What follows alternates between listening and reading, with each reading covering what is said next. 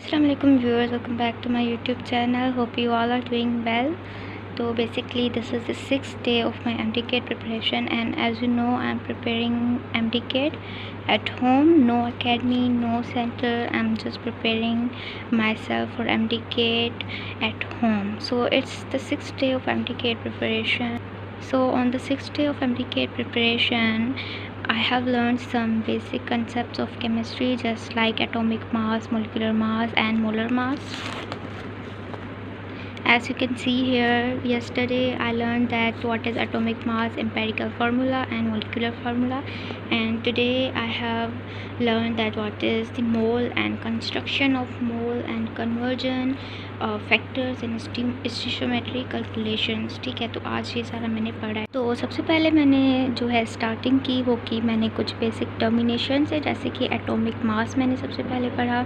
Atomic mass होता है mass of one atom, ठीक है, इसको हम बोलते हैं एटॉमिक मास। उसके बाद मैंने मॉलिक्यूलर मास पढ़ा, मास ऑफ वन मोल, ठीक है। उसके बाद मोलर मास हम बोलते हैं mass of one mole particles, ठीक है। तो एक मोल में कितने पार्टिकल्स होते हैं आपको पता ही होगा, 6.022 इंटू 10⁻23 पार्टिकल्स होते हैं, ठीक है। जब हम एटम्स की बात करते हैं तो हम बात करते हैं ग्राम एटॉमिक मास, और जब हम मॉलिक्यूल्स में पार्टिकल्स की बात करते हैं तो हम उसको बोलते हैं ग्राम मॉलिक्यूलर मास, ठीक है। It is abbreviated as GAM and it is abbreviated as GMM, ठीक है। एब्रीविएशन जो है इसका यूजेज आपको आता ही होगा अगर आपको थोड़ी सी इंग्लिश वगैरह आती है तो, ठीक है। उसके बाद जैसे कि नाइट्रोजन हमारा एक एटम है, ठीक है। इसका जो एटॉमिक मास है समटाइम्स हम लिखते हैं 14U एंड समटाइम्स हम लिखते हैं 14 ग्राम, ठीक है। तो जब हम 14 ग्राम लिखते हैं ये होता है इसका ग्राम एटॉमिक मास, और जब हम U में लिखते हैं तो ये होता है इसका एटॉमिक मास, ठीक है। उसके बाद मैंने कैलकुलेशन सीखी कि हम मॉलिक्यूलर मास की कैलकुलेशन कैसे करते हैं, ठीक है। किसी कंपाउंड का हम मॉलिक्यूलर मास कैसे निकालते हैं, ठीक है। तो ये मैं आपको एक एग्जांपल करके दिखाती हूँ।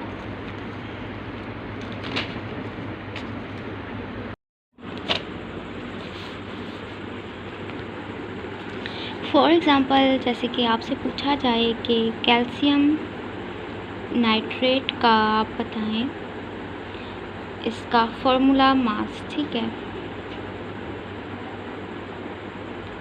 फार्मूला मास या फिर इसका जो है मॉलिक्यूलर मास फाइंड करने के लिए सबसे पहले हमने क्या करना है, कैल्शियम देखें आप, इसके देखें कितने एटम्स हैं, यहाँ पे एक ही इसका एटम है, ठीक है। एंड एक एटम का जो इसका मास है कैल्शियम का वो होता है 40, ठीक है। उसके अलावा नाइट्रोजन का होता है 14, ठीक है। आपने इनके एटॉमिक मास याद रखने वरना आप फार्मूला मास नहीं निकाल सकते। और ऑक्सीजन का होता है 16, ठीक है। ऑक्सीजन के कितने यहाँ पे देखें एटम्स हैं, 3 यहाँ पे हैं एंड 2 यहाँ पे मल्टीप्लाई में, ठीक है, यानी कि 6 एटम्स ऑफ ऑक्सीजन, ठीक है।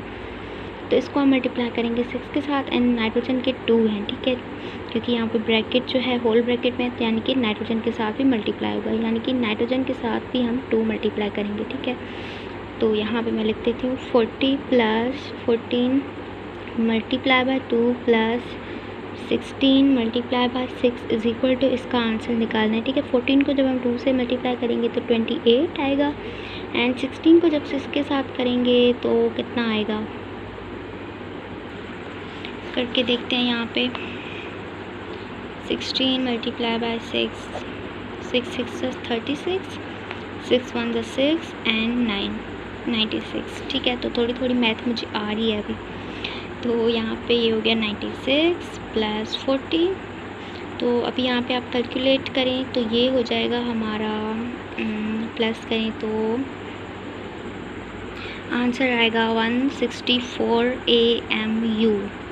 AMU मतलब एटॉमिक मास यूनिट, ठीक है। तो ऐसे ही हम जो है किसी भी कंपाउंड का फार्मूला मास या फिर मॉलिक्यूलर मास फाइंड कर सकते हैं, ठीक है। Formula mass and molecular mass same ही चीज़ है, ठीक है। वर्डिंग चेंज होगी MDCAT में, कंफ्यूज नहीं होना आपने, ठीक है। ये विदिन 1 मिनट आपने जो है इसका सही आंसर निकाल के टिक करना है, ठीक है। ठीक है, तो MDCAT के लिए आपने ऐसे क्वेश्चंस की बहुत सारी प्रैक्टिस करनी है, ठीक है। मैं भी कर रही हूँ एंड मैंने आपको ये क्वेश्चन करके भी दिखाया, ठीक है। उसके बाद मैंने पढ़ा मोल का कंसेप्ट, ठीक है, ये भी सिलेबस में है। तो इन केस ऑफ एटम्स, ठीक है, एक मोल जो होता है उसमें 6.022 इंटू 10⁻23 एटम्स होते हैं, और इन केस ऑफ मॉलिक्यूल्स उसमें जो होते हैं 6.022 इंटू 10⁻23 मॉलिक्यूल्स, और इन केस ऑफ गैसेज उसमें होते हैं 6.22 सॉरी 6.022 इंटू 10⁻23 पार्टिकल्स। और इन गैशियस कंडीशन जब हमारा एक मोल होता है उसमें 6.022 इंटू 10⁻23 पार्टिकल्स होते हैं, और जब गैशियस पार्टिकल्स की जो वॉल्यूम होती है वो होती है 22.4 लीटर्स। ठीक है, तो ये इसकी मोलर वॉल्यूम है एट एसटीपी कंडीशन।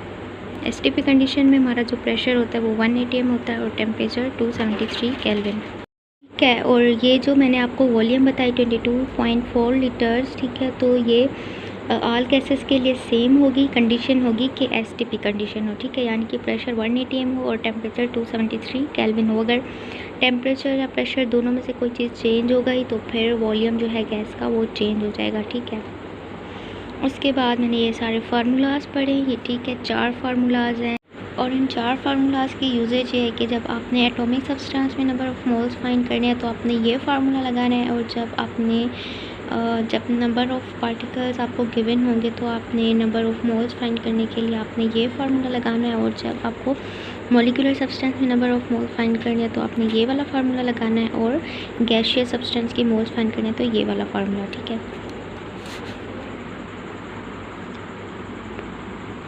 यहाँ पे देखें न्यूमेरिकल मैंने किया भी हुआ है फार्मूला नंबर 1 पे।